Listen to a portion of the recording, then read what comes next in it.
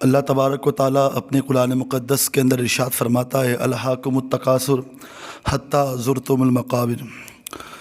ترجمہ اس کا یہی ہے، تمہیں غافل رکھا مال کی زیادتی نے یہاں تک کہ تم نے قبروں کا منہ دیکھا۔ ایک بات بتا دوں میں کہ اللہ تبارک و تعالیٰ نے دنیا کے اندر انسان کو سکھ اور دکھ کے ساتھ رکھا ہے۔ کوئی ایک انسان ایسا نہیں ہے جس کو صرف سکھ ہی سکھ لاحق ہے۔ کئی انسان ایسے بھی ہیں جن کی زندگی دکھوں کے اندر گزر رہی ہے، مگر یہ بھی بات یاد رکھ لے کہ دکھ جو ہے نا وہ انسان کو اللہ کے قریب کر دیتے ہیں۔ انسان سکھوں کے اندر اتنا نہیں سیکھتا جتنا دکھوں کی دہلیز پہ آ کے سیکھتا ہے۔ اس لیے مولا علی کرم اللہ تعالیٰ وجہ الکریم فرماتے ہیں کہ خوشی کے اندر وعدہ مت کرو اور غصے کے اندر فیصلہ مت کرو۔ اگر تم نے خوشی میں وعدہ کیا تو ہو سکتا ہے تم پورا نہ کر پاؤ۔ آج کے M P M L A جو خوشیوں میں وعدے کرتے ہیں وہ کہاں بعد میں پورا کر پاتے ہیں، اور جو دکھوں کے اندر جو شکوے شکایت کرتے ہیں پھر بعد میں ان کے پاس میں بچتا بھی کچھ نہیں ہے۔ تو پتہ چلا کہ دکھ انسان کو قریب کر دیتا ہے۔ ہم نے کئی لوگ ایسے دیکھے ہیں جو 5 نمازوں کے اندر کبھی روتے نہیں ہیں۔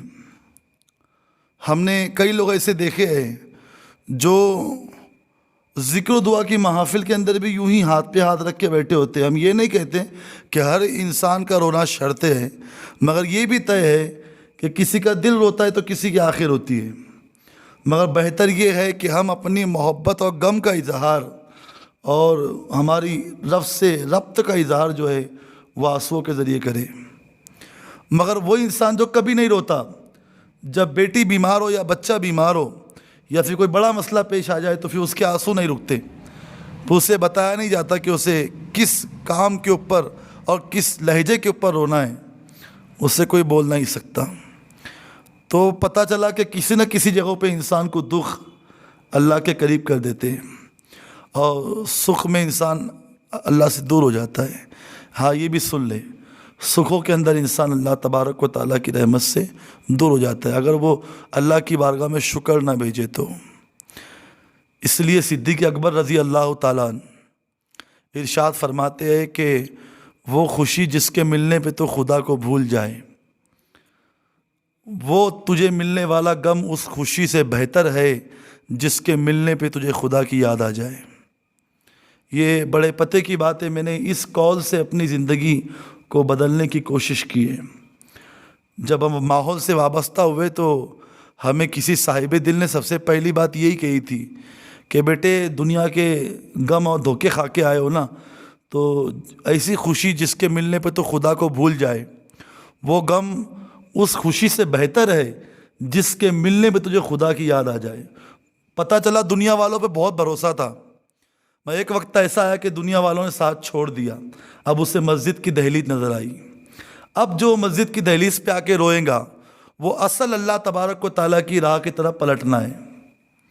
ایک انسان دنیا سے بہت امیدیں لگایا ہوا تھا، اپنی محبتوں سے بہت امیدیں اس نے لگائی تھی، دھوکے پہ دھوکے ملے، اور اس کے بعد اس کا حال یہ ہوا کہ وہ کسی صاحب مزار کے در پہ آیا اور اللہ تبارک و تعالیٰ نے دل کی دنیا بدلی۔ اسی لیے مرشد کہا کرتے تھے درد و آلام کے مارے ہوئے کیا دیتے ہیں، ہم تو بس ان کی نگاہوں کو دعا دیتے ہیں، اللہ اللہ کیے جانے سے اللہ نہ ملے، اللہ والے ہیں جو اللہ سے ملا دیتے ہیں۔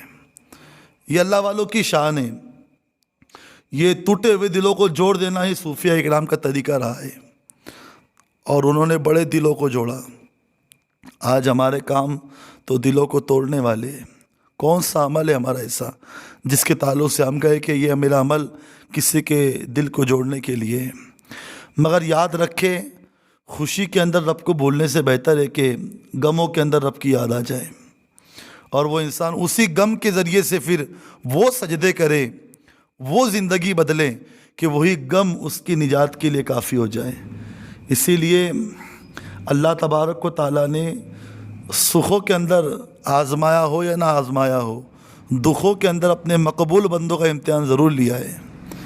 حضرت ایوب علیہ نبینا علیہ الصلاۃ والسلام، اللہ نے نبوت بھی دی، اولاد بھی دی، سلطنت بھی دی، شہرت بھی دی، بادشاہت بھی دی، ہر چیز اللہ نے نوازی۔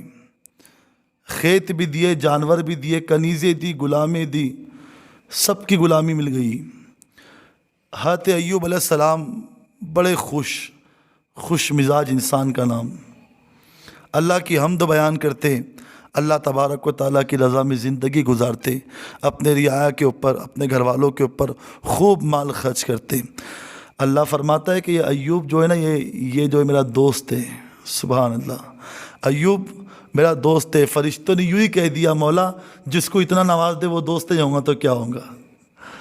جس کو اللہ تبارک و تعالیٰ اتنی دولت دے دے، اتنی شہرت دے دے، اتنے غلام، اتنی کنیزیں اور اتنے مال، اتنے جانور، اتنے کھیت، اتنے باغات، اتنے محلات، اتنی سلطنت دے دے تو وہ تو اللہ کا دوست ہی ہوگا نا۔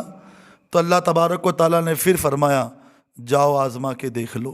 سبحان اللہ، جاؤ میرے ایوب کو آزما کے دیکھ لو۔ ایک ہی دن کے اندر سب کچھ اجڑ گیا۔ اللہ جب آزماتا ہے تو پھر یوں بھی آزماتا ہے۔ کبھی کبھی ہم اپنے لیے سوچتے ہیں کہ اللہ نے نیکوں کا امتحان ایسا لیا، ہم جیسوں کی اوقات کیا ہے، ہمارے معاملے کتنے سختے ہوں گے۔ اسی لیے مرشد کہا کرتے تھے کہ میں کسی کے میلے کفن کو کیا دیکھوں، میری خود کی قبر کے معاملے بہت خراب ہیں۔ آج تو ہمیں ہر کسی میں آسانی کے ساتھ میں چیز نظر آ جاتی ہے کہ یہ مجھے پسند نہیں ہے، مگر کیا وہ ناپسندگی کا اظہار کرنے والا اپنے اندر وہ خوبی رکھتا ہے؟ مولا علی کرم اللہ تعالیٰ وجہ الکریم فرماتے، کسی کو غلط ثابت کرنے سے پہلے اتنا جان لو کہ تم میں ساری خوبیاں موجود ہو، اس کے بعد تم کسی کو غلط ثابت کرو، اور نہیں کر سکتے تو وہ معاملہ پھر رب پہ چھوڑ دو۔ ہم منصف بنے بیٹھے۔ مرشد یہ بھی کہا کرتے تھے کہ نہ جانے کب مار ڈالے مجھے یہ کافر کہہ کے، یہاں تو سارا کا سارا شہر مسلمان بنا بیٹھا ہے۔ آج تو حال یہ ہے لوگوں کا۔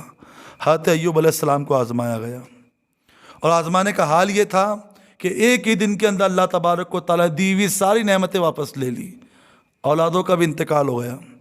جب حضرت ایوب واپس آئے تو اپنے بیٹوں کی لاشیں پڑی ہوئی دیکھی، مگر اس کے باوجود وہ ایوب علیہ السلام کے صبر کو سلام فرماتے، قالوا انا للہ و انا الیہ راجعون، کہ بے شک ہم اللہ ہی کی طرف پلٹنے والے ہیں، ہم اللہ ہی کے ہیں اور اللہ ہی کی طرف ہمیں پلٹنا ہے۔ یہ صبر ہوتا ہے ایک صابرین بندے کا، جو نقصان ہونے کے اوپر، آج تو واویلا کرنے والے لوگ موجود ہیں، میتیں پڑی ہوتی ہے اور لوگ کہتے ہیں کہ ہمارا باپ ملا تھا، کہ ہمارا بیٹا ملا تھا، کہ ہمارا بھائی ملا تھا، کتنے بوڑھے پڑے ہوئے، اللہ تبارک و تعالیٰ نے ہمارے گھر میں ماتم دے دیا۔ یہ کووڈ کے دور کے اندر نہ جانے کتنے گلے شکوے لوگوں نے کیے اور رب کی ذات کو کتنا ناراض کیا۔ یہاں پر دیکھو ایک نبی سے امتحان اللہ لے رہا ہے، اور وہ بیٹوں کی لاشوں کے سامنے، اجڑتی ہوئی بستیوں کے سامنے کہہ رہا ہے، انا للہ و انا الیہ راجعون، کہ بے شک ہم اللہ ہی کے مالے اور اللہ ہی کی طرف پلٹنے والے ہیں۔ سوچو، صرف یہاں تک محدود نہیں ہے کہ دولت لے لی گئی، سلطنت لے لی گئی، غلام چلے گئے، کنیزیں چلی گئی، اولادیں مر گئی، نہ نہ نہ، یہ اللہ والوں کے امتحان بڑی سختی کے امتحان ہے۔ تو ہم ہے کہ اپنی عیاشی ختم نہیں ہوتی ہے، ہماری غفلتوں کی چادر ہمارے سر سے ہٹتی نہیں ہے۔ یہ ہمارا مسئلہ ہے کہ ہم آج نہ بدلنے تیار ہیں نہ پلٹنے تیار ہیں، اور ہم سے بڑا عاشق رسول کوئی نہیں، ہم سے بڑا تبلیغ کرنے والا کوئی نہیں، ہم سے بڑا طریقت جاننے والا کوئی نہیں، ہم سے زیادہ شریعت پہ عمل کرنے والا کوئی نہیں، ہم سے زیادہ معرفت کا سمندر پینے والا کوئی نہیں۔ یہ تو معاملے ہمارے۔ یہ ایوب علیہ السلام سے سلطنت لے لی گئی، سب کچھ لے لیا گیا، یہاں تک کہ محدود نہیں ہیں۔ اس کے بعد 16 سال تک بیماری رہی، اور بیماری بھی کوئی معمولی بیماری نہیں تھی۔ آج تو حال یہ ہے کہ اگر کسی نمازی کو بخار آ جائے تو کہتا ہے میں تو نمازی، مجھے بخار کیسے آیا؟ میں تو بہت نماز کا پابند تھا، میں تو یاسین پڑھتا تھا، میرے گھر میں فاقہ کیسے ہوا؟ ارے پیارے، جو اللہ تبارک و تعالیٰ نے مقبول بندوں کا امتحان لیا ہے، اگر تو نمازی ہے، نیک ہے، اگر کوئی عورت پردے کی پابند ہے، مثال کے طور پہ کوئی انسان اپنی نگاہوں کی حفاظت کر کے اور اس کے حلال تھوڑا کما کے اگر 5 وقت کی نماز پڑھ رہا ہے، اور اگر وہ پھر پریشان ہے تو خوشامد کرو اللہ کی اور خوشی مناؤ کہ اللہ نے تمہیں مختصر زندگی کے اندر بھی آزمائش میں ڈالا تاکہ قبر کے اندر راحتیں دے سکے، ورنہ بے نمازیوں کے سٹے نہیں لگتے۔ بے نمازی جوا کھیلتے تو جیتتے نہیں ہیں، نمازی لوگ ان کو بھی دیکھ کے پریشان ہوتے ہیں، کیا دیکھو یہ بے نمازی، یہ تو سوئفٹ میں گھوم رہا ہے، اے دیکھو یہ تو سٹوری ہے، یہ تو کتنا عیاش ہے، یہ کتنا خوش ہے، تو اتنا اچھا کپڑا پہنتا ہے، اتنے گوگل پہنتا ہے۔ میں کہتا ہوں یہ ساری دنیا کی رنگیلیاں ہیں، ختم ہو جانا ہے اس نے۔ مگر جس نے اللہ کے رسول صلی اللہ تعالی علیہ وسلم کی اطاعت کے اندر زندگی گزاری، پھر وہ غلام بلال بن کے بھی آیا تو اس کے پیروں کے نیچے کعبہ آ گیا۔ پھر اللہ نے ایسوں کے لیے پھر ایسے فیصلے بھی کیے۔ 16 سال تک کی بیماری جناب ایوب علیہ السلام پہ رہی، اور معمولی بیماری نہیں تھی، میں اس کو بیان بھی نہیں کر پاؤں۔ اگر اس نشست کے اندر سوچوں کہ مجھے بیان کرنا ہے تو میں بیان بھی نہیں کر پاؤں اس کو۔ اللہ تبارک و تعالیٰ نے کیسی کیسی بیماریوں کے اندر مبتلا کیا۔ ایک مرتبہ جناب ایوب علیہ السلام کی بیوی ان کے پاس آئی، کہا کہ آپ اللہ کے نبی دعا نہیں کرتے؟ دعا کر دے کہ اللہ تبارک و تعالیٰ پھر سے وہ حالات دے دے۔ جناب ایوب کہتے سچ بتا اللہ نے اچھے دن کب تک کے رکھے؟ کہا کہ 60 سال تک کی ہم اچھی زندگی گزاری ہم نے۔ کہا کہ 60 سال تک کی اچھی زندگی گزاری اور 16 سال کے اندر میں رب سے شکایت کر دوں؟ تعجب کی بات ہے، 40 سال تک کہ ایک انسان خوش رہا اور ایک موت گھر میں ہوگی تو نمازیں پڑھنا چھوڑ دیا اس نے۔ ایک نقصان ہوا تو اس نے سجدے کرنے چھوڑ دیے۔ ایک مسئلہ بڑھ گیا گھر کا تو اس نے اللہ کی راہ میں دینا بند کر دیا۔ کہا کہ نہ بہت پریشان ہو گیا ہوں، نماز پڑھ کے بھی معاذ اللہ کچھ نہیں ملا، دعا کر کے بھی کچھ نہیں ملا۔ یہ ہمارے عقیدے۔ بیوی سے کہتے ہیں 60 سال اللہ نے اچھا رکھا اور 16 سال کے اندر میں اللہ کی بارگاہ میں شکایت کر دوں؟ اگرچہ تو دعا کرنے کے لیے کہتی ہے، مگر میں یہ کہتا ہوں جب تک کہ 60 کو 60 برابر نہیں ہوتے میں بھی کچھ نہیں کرنے والا۔ جیسے اللہ نے 60 سال تک کے اچھا رکھا، اب 60 سال تک کے اگر وہ بیماری دے تو بھی ایوب اس میں راضی ہے، ایوب کچھ نہیں کہیں گا۔ پھر بھی کہا بیوی نے کہ دعا کر دے۔ جناب ایوب علیہ السلام کہتے ہیں وہ رب جانتا ہے کہ اس کا بندہ کس حال کے اندر ہے۔ سبحان اللہ، وہ رب جانتا ہے کہ اس کا بندہ کس حال کے اندر زندگی گزار رہا ہے۔ آج کتنے نیک لوگ ہوں گے جو پریشان ہوتے ہیں، واویلا کر دیتے ہیں۔ صبر نام کی کوئی چیز موجود نہیں ہے امت کے اندر، کہ اگر نمازیوں کو بھی کوئی پریشانی آ رہی ہے تو کسی حکمت کے ذریعے آ رہی ہوں گی۔ نیک لوگوں کو جو روڑے آ رہے ہیں دین کے معاملے کے اندر، یہ کسی حکمت کے ذریعے آ رہے ہوں گے۔ مگر دیکھو جو صبر کرتا ہے نا، پھر اللہ تبارک و تعالیٰ اس کے لیے فیصلے بھی کرتا ہے۔ جناب ایوب علیہ السلام کا 16 سال کا صبر، اس کے بعد میں ان کا شکر اور ان کی قناعت اور اللہ کی ذات کے پر توکل کی بنیاد کے اوپر پھر اللہ نے وہ دن اور وہ لمحے واپس لائے کہ جناب ایوب علیہ السلام کی اولادیں بھی نصیب ہوئی، بیوی بھی آئی، گھر میں کنیزیں بھی آئی، محلات اور باغات سب کچھ واپس آ گئے۔ ایک مرتبہ اپنے چاہنے والوں کے ساتھ جناب ایوب بیٹھے ہوئے تھے، سوال کر لیا سوال کرنے والوں نے، کہا کہ ایوب اللہ نے تجھے 3 دور دیے۔ پہلا دور تجھے اللہ نے سلطنت کا دیا، خوشیوں کا دیا۔ دوسرا دور وہ بھی آیا کہ تجھ سے اللہ نے اپنی حکمت کے تحت آزمائش کے بہانے سب کچھ لے لیا، وہ تجھ پہ آزمائش تھی۔ ایک وقت اب تجھ پہ وہ آیا کہ اللہ نے واپس سے وہ سارے سوغاتیں، وہ ساری برکتیں، ساری رحمتیں واپس کر دی۔ تو اے ایوب اب تجھ سے یہ سوال ہے ہمارا کہ 3 دور تو نے دیکھے، یہ تینوں دور میں تجھے سب سے بہترین دور کون سا لگا؟ جناب ایوب کی آنکھ میں آنسو آ گئے، کہتے ہیں کہ سچ کہوں تو جو دکھوں کا دور تھا وہ بڑا پیارا تھا، بڑا پیارا دور تھا۔ لوگوں نے کہا کیسے؟ کہا کہ جب میں پریشان تھا، بیمار تھا، اس وقت اللہ تبارک و تعالی دن میں مجھ سے 1 مرتبہ کلام کرتا تھا، سبحان اللہ، اور وہ رب رب ہو کے مجھ سے پوچھتا تھا ایوب کس حال میں ہو؟ سبحان اللہ، ایوب کس حال کے اندر ہو؟ اور قسم رب ذوالجلال کی کہ جب بھی وہ مجھ سے پوچھتا اس کے پوچھنے کی لذتیں اور ہوتی تھی اور میرے جواب دینے کا تجسس بھی اور ہوتا تھا، اور وہ جب وہ پوچھ لیتا تو اس کے بعد مجھے اس کے واپس پوچھنے کا انتظار ہوتا کہ کب رب مجھ سے پوچھے، کب میں کہوں مولا تو جس حال کے اندر رکھے راضی ہے۔ سننے والوں پہ سختہ پڑ گیا، کہا کہ پھر اب کیا ہوتا ہے، تو اس سکھوں کو صحیح کیوں کہتا ہے؟ تو ایوب کہتے وہ اس لیے کہتا ہوں کہ جو دکھوں کے اندر رب مجھ سے میرا حال پوچھتا تھا، آج سب کچھ میرے پاس ہے، اب وہ رب مجھ سے میرا حال نہیں پوچھتا۔ پتہ چلا دکھوں کے اندر انسان رب کے قریب ہوتا ہے، بہت قریب ہوتا ہے، اور دکھ اچھے ہوتے ہیں، غم اچھے ہوتے ہیں۔ یاد رکھو نا، اسلامی تاریخ کے اندر فتح مکہ پہ جتنے آنسو نہیں نکلتے اس سے زیادہ آنسو آپ کے طائف کے سفر پہ نہیں نکلتے ہیں۔ آپ توجہ رکھیں نا، اسلام پھیلانے کی جتنی صداقتیں ملتی ہیں ہم کو، وہ سارے واقعات ہمارے سراخوں پر، مگر کوئی کربلا میں جانے والے اور اسلام بچانے والے اور کربلا کو پھر کربلا بنانے والے امام علی مقام کا جب تذکرہ آتا ہے تو کیا آنکھیں اشک بار نہیں ہوتی؟ یہ غم ہمیں اللہ والوں سے قریب کر دیتے ہیں۔ اسی لیے کسی صاحب دل نے بڑی پیاری بات کہی ہے اور بڑی اچھی بات بھی کہی ہے کہ زندگی کی اصل حقیقت جو ہے نا وہ غموں کے اندر ہے۔ زندگی کی اصل حقیقت غموں کے اندر موجود ہے۔ خوشی تو ایک عارضی چیز کا نام ہے، وقتی طور پہ خوشی آتی ہے، مگر اصل حقیقت جو انسان کی وہ غموں کے اندر موجود ہے۔ اگر وہ غموں کے اندر سکون تلاش کرے تو اللہ تبارک و تعالیٰ اسے سکون دے گا۔ اس لیے میں کہتا ہوں آج کے درس کے اندر 2 چیزیں سیکھو۔ سب سے پہلی کہ اللہ کی راہ کے اندر صبر سیکھ لو، کوئی بھی مسئلہ ہو صبر کر لو۔ ہم کوئی نہیں ہوتے ہم اس معاملے کے اندر حقدار کہ ہم کسی کے تعلق سے کوئی فیصلہ کریں، رب پہ چھوڑ دو، وہ رب بہتر کارساز ہے، بہتر فیصلہ کرے گا۔ وہ موسیٰ نے جب چھوڑ دیا رب پہ تو اللہ نے فرعون کو غرق بھی کیا، جب ابراہیم نے چھوڑ دیا رب پہ تو پھر اللہ تبارک و تعالیٰ نے نائے نمرود تو گلزار بھی کیا۔ ہاں، جب آقائے دو عالم صلی اللہ تعالیٰ علیہ وسلم نے چھوڑ دیا سب کچھ رب کی ذات کے اوپر، پھر دعوت دین اسلام کی دنیا کے کونے کونے تک پہنچی صحابہ کے ذریعے۔ جب امام علی مقام نے سب کچھ رب کی ذات کے اوپر لٹا دیا تو امام علی مقام کا پرچم اب بھی بلند ہے۔ آج میں کہتا ہوں اللہ کی عزت کی قسم کھا کے، تم پورے ہندوستان میں دیکھو، تمہارے صوبوں کے اندر تلاش کرو کسی کا نام یزید ہے کیا؟ تم پورے شہر میں تلاش کرو کسی کا نام خولی ہے کیا؟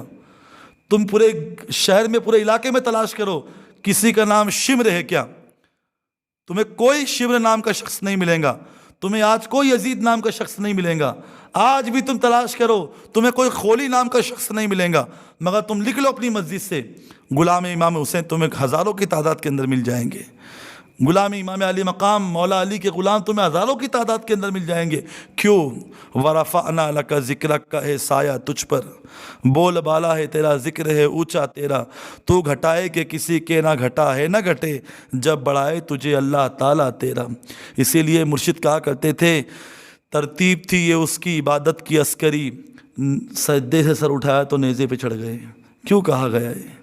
یہ وہ ہے جو کٹ کے بھی سر بلند رہا ہے، وہ اسلام زندہ ہوتا ہے ہر کربلا کے بعد۔ یہ تو طے ہے، صبر کرنا سیکھے، اپنے معاملات میں صبر و تحمل پیدا کرے، کوئی بھی بیماری ہو، کوئی بھی تکلیف ہو، کوئی بھی دکھ ہو، صبر کا دامن نہ چھوڑے۔ ایک مرتبہ جناب موسیٰ علیہ السلام نے اللہ کی بارگاہ میں کہہ دیا، مولا یہ فرعون کے سر میں کبھی درد نہیں ہوتا، کیا بات ہے؟ فرعون کبھی بیمار نہیں پڑتا، سر میں درد بھی نہیں ہوتا۔ رب نے ارشاد فرمایا، اے موسیٰ فرعون کا سر اس لائق نہیں ہے کہ ہم اس کو اپنا درد عطا کر سکیں، اس لائق نہیں ہے فرعون کا سر کہ ہمارا درد عطا کر سکے۔ پتہ چلا کہ بیماری بھی اگر آ رہی ہے تو اللہ تبارک و تعالیٰ کی ذات سے قریب کرنے کے لیے آ رہی ہے۔ 2 چیزیں سیکھے، پہلا صبر اور دوسرا نیکی کر کے بھولنا سیکھے۔ آج ہمیں نیکیاں بڑی یاد رہتی ہیں، ہاں ہم گناہ کر کے بھول جاتے ہیں مگر نیکی یاد رکھتے ہیں، تو نیکیاں کر کے بھی بھول جایا کرے۔ کوئی ایسی نیکی ہو جس کا رب کے علاوہ کوئی گواہ نہ ہو، اللہ والوں نے اس کی بڑی تاکید کی اور بڑی تربیت کی، اور اس کے اوپر باقاعدہ اللہ والوں نے امتحانات بھی دیے ہیں۔ ایک بزرگ ہے صحابی رسول جن کا نام حضرت اسامہ بن زید ہے۔ امام راضی نے لکھا ہے کہ حضور فرمایا کرتے تھے کہ اسامہ بن زید لڑکی ہوتا تو میں اسے زیورات پہناتا، اتنے حسین و جمیل تھے۔ ایک مرتبہ بستر علالت پہ پڑ گئے، بیماری کی حالت، آخری وقت، اور 80,000 دینار قرض ہے۔ آخری وقت میں حضرت اسامہ بن زید کہتے کوئی جاؤ اور حسین ابن علی کو بلا کے لاؤ۔ سبحان اللہ! اسامہ بن زید کی بات جیسی امام علی مقام تک پہنچی، امام حسین دوڑے دوڑے آئے، کہا کیا بات ہے؟ آپ نے یاد کیا، کہا کہ 80,000 جو ہے کہ دینار قرض ہے مجھ پہ اور میں قرض کے ساتھ مرنا نہیں چاہتا۔ امام علی مقام کہتے کل ہی اتنے دینار کسی نے مجھے لا کے دیے، کل اتنے ہی دینار کسی نے مجھے لا کے دیے اور میں پریشان تھا کہ ابھی تو مجھے اس کی ضرورت نہیں ہے، ابھی تو میں اس کا حقدار نہیں ہوں، پھر یہ آئے کس طریقے سے؟ میں رات بھر پریشان تھا، آج امام علی مقام کو پتہ چلا کہ اللہ نے وہ تیرے نصیب کے میرے پاس دیے تھے، اور آج میں تیرا حق تیرے کو دینے کے لیے واپس آ گیا۔ یہ اللہ والوں کی نیکی ہوا کرتی تھی۔ آج تو ہماری کوئی نیکی چھپی نہیں ہے، آج تو ہم کوئی ڈش بنائے تو اس کو بھی واٹس ایپ پہ شیئر کر دیتے ہیں کہ آج میں نے یہ بنا، حالانکہ اس میں کسی غریب کا حصہ بھی نہیں ہے، کام کرنے والوں کو بھی ہم بچا کچا دیتے ہیں۔ اسی لیے اللہ والوں نے اس چیز کی بڑی توجہ رکھی ہے۔ یاد آتا ہے مجھے حضرت عمر فاروق اعظم کا واقعہ، امام قرطبی نے اس کو بیان کیا، امام رازی نے بھی لکھا، اور بہت دکھ بھری داستان ہے پیارے، سنو، یہ ان کے تذکرے سنا رہے ہیں ہم جن کی نیکی آسمان کے تاروں کے برابر ہے۔ ہاں، یہ ان کے تذکرے ہم سنانے جا رہے ہیں آپ کو، جن کی زندگیوں کی پوری کمائی مصطفیٰ جان رحمت کے دین کے لیے انہوں نے صرف کر دی۔ ایک مرتبہ رات کے آخری پہر میں حضرت عمر فاروق اعظم اٹھ کے رو رہے ہیں، اور رونے کا انداز یہ ہے کہ ہچکیاں بھان کے رو رہے ہیں۔ شریک حیات اٹھی تو اپنے بیٹے کو اٹھایا، کہا کہ بیٹے اٹھ، اور اٹھنے کے بعد اپنے بابا سے پوچھ کے مسئلہ کیا ہے۔ بیٹا اٹھا، کہا بابا جان آپ کے رونے کی وجہ کیا ہے؟ کہا کہ بیٹے آج میں نماز پڑھ کے آ رہا تھا تو کچھ صحابہ باتیں کر رہے تھے۔ وہ باتیں کیا تھی؟ کہا کہ وہ کہہ رہے تھے کہ عمر بڑا اچھا انسان ہے، بڑے اچھی خلافت سنبھالتا ہے اور بہت اچھا کام انجام دے رہا ہے۔ پھر رونے لگے، کہا کہ ابا یہ بات رونے والی تو نہیں ہے، لوگ آپ کی تعریف ہی بیان کر رہے ہیں نا، کوئی بری چیز تو نہیں کر رہے؟ حضرت عمر رو پڑے، کہا کہ لوگوں نے میری تعریف بیان کی بیٹے، مگر میں یہ رات کی تاریکی میں اس لیے اٹھ کے رو رہا ہوں کہ کئی لوگوں کو دین پہنچانے کے نام پر میں نے گھر پہ کوتاہی تو نہیں کی، گھر کے اندر تو میں نے گھر والوں کو فراموش نہیں کیا۔ جیسی یہ بات پہ حضرت عمر روئے تو پھر بیوی کی ہچکیاں بن گئی، بہت روئی بیوی، اور کہا عمر آج آپ کے جلال کو میں نے کم پایا، روز آپ کے جلال کو دیکھ کے ہمت نہیں ہوتی تھی، مگر چونکہ آپ رو رہے اس لیے کہ گھر والے آپ کی وجہ سے کوئی پریشانی کے اندر تو نہیں گئے، آپ دعوت دین کے فریضہ انجام دینے جا رہے تھے، تو آپ مجھ سے پوچھ رہے کہ میں نے کچھ کوتاہی تو نہیں کی، مگر مجھے تو بڑے شکوے آپ سے، بڑے شکوے کرنے آپ سے مجھے۔ حضرت عمر رو پڑے، کہا کہ بتا نا، کہا کہ آپ دن بھر مصلی کے اوپر رہے، دن بھر مسجد نبوی کے اندر آپ لوگوں کے فیصلے کرتے رہے، رات ہوئی تو آپ نے بھیس بدلاؤ غریبوں کی خدمت کے واسطے نکل گئے، مجھے تو کچھ ملا بھی نہیں۔ حضرت عمر کی ہچکیاں بن گئی، کہا کہ اللہ کے لیے مجھے معاف کر دیں۔ حالانکہ یہاں پر راوی نے بیان کیا ہے کہ حضرت عمر کا معافی مانگنا بیوی کے لیے نہیں تھا بلکہ اپنی کوتاہی کے لیے تھا، ورنہ شوہر کا مقام بیوی کے لحاظ سے کیا ہے یہ بیویاں خود جانتی ہے، اسلام نے اس کے کیا احکامات دیے، مگر یہ اپنی کوتاہی کی بنیاد پہ حضرت عمر کہتے ہیں کہ تم معاف کر دے مجھے۔ بیوی کہتی ہے نا میں اسے معاف نہیں کروں گی۔ سنو ان کی کہانی، میں ایسی معاف نہیں کروں گی۔ حضرت عمر کہتے بتا پھر کیسے معاف کریں گی؟ تو وہ بھی حضرت عمر کی بیوی تھی نا، ہماری طرح تو یہ معاملے نہیں تھے کہ آپ یہ سب چھوڑ دیں۔ تو حضرت عمر کی بیوی روتے روتے کہتی ہے سرتاج وعدہ کرو کہ جب جنت میں جاؤں گے اس گنہگار کو ساتھ میں لے کے جاؤں گے۔ جیسی یہ بات کہی تو حضرت عمر پھر زیادہ رو پڑے، اور روتے روتے کہتے ہیں کہ اگر اللہ نے عمر کو بخش دیا اللہ رحم کرے۔ آج تو ہم مرید ہو کے بخشوائے گئے نا، نمازوں کی فکر نہیں ہم کو، آج تو ہم ہاتھوں میں ہاتھ دے کے فری ہو گئے نا، کیا وہ بخشوا دیں گے ہم کو؟ یہاں پر اس کی بات کر رہا ہوں جو دنیا کے سب سے بڑے پیر کا سب سے بڑا مرید ہے۔ ہاں، دنیا کے سب سے بڑے پیر مصطفیٰ جان رحمت کا مرید، جس کو دنیا عمر بن خطاب کے نام سے جانتی ہے، وہ اپنے لیے کہہ رہا ہے کہ اگر اللہ نے مجھے بخش دیا تو عمر تیرے سوا جنت میں نہیں جائیں گا۔ نیکیاں کر کے چھپاؤ، اور ہر معاملے کے اندر اللہ کی بارگاہ میں صبر کا دامن تھامو۔ یقین جانو صبر گرنے نہیں دیتا، نہ ہی کسی کے قدموں پہ اور نہ ہی کسی کی نظروں سے، اور جو قدر نہیں کرتا صبر کرنے والوں کی پھر دنیا دیکھتی ہے۔ مرشد کہا کرتے تھے جب ہم کبھی دکھڑے ان کو سناتے تو وہ کہتے ہیں کہ بیٹے قبر اور قدر جیتے جی نہیں ملتی، مرنا پڑتا ہے، جب مر جاتے تو پھر قبر بھی لاجواب بنتی ہے اور قدر بھی لاجواب ہوتی ہے۔ تو جب تک کہ دنیا میں اب کسی سے آس نہ رکھے، لے سجنا دے توڑ دی پائی، اب کسی سے کوئی آس نہیں ہے، اب جو ہے وہ بس مصطفیٰ جن رحمت کا دین اور صبر کا دامن تھامے، یقین جانے آپ کے دلوں کو سکون مل جائے گا۔ دکھوں پہ صبر کرے، بیماریوں پہ صبر کرے، نیکیاں کر کے صبر کرے، کسی نے کچھ کہہ دیا تو صبر کرے، کیونکہ وہ کارساز ہے، وہ علیم بذات الصدور ہے۔ دنیا رات میں سو جاتی ہے مگر وہ ہمارے لیے پہلے آسمان کے اوپر اس کی شان کے مطابق نزول اجلال فرماتا ہے، وہ کہتا ہے کہ مانگو کیا مانگتے ہو، ہم تو وہ وقت اٹھ کے مانگ لے تو کام بن جائے ہمارے، مگر جو دنیا کی صبح سے لے کے رات تک رنگیلیوں میں رہے وہ کیا رب کو رات میں راضی کریں گے، جگر لگتے اس کے لیے۔ کسی نے بڑی خوب بات کہی ہے کہ شب ہجر کی سختیاں کوئی ان سے جا کے پوچھے، شب ہجر کی سختیاں کوئی ان سے جا کے پوچھے، تیری راہ تکتے تکتے جسے صبح ہو گئی ہے۔ دعا ہے کہ اللہ تبارک و تعالی ہمیں کہنے سننے سے زیادہ عمل کی سعادت نصیب فرمائے۔ دوران بیان کوئی غلطی ہو تو رب قدیر مجھے معاف فرمائے۔ استغفر اللہ ربی من کل ذنب واتوب الیہ، لا الہ الا اللہ محمد رسول اللہ صلی اللہ تعالی علیہ وسلم۔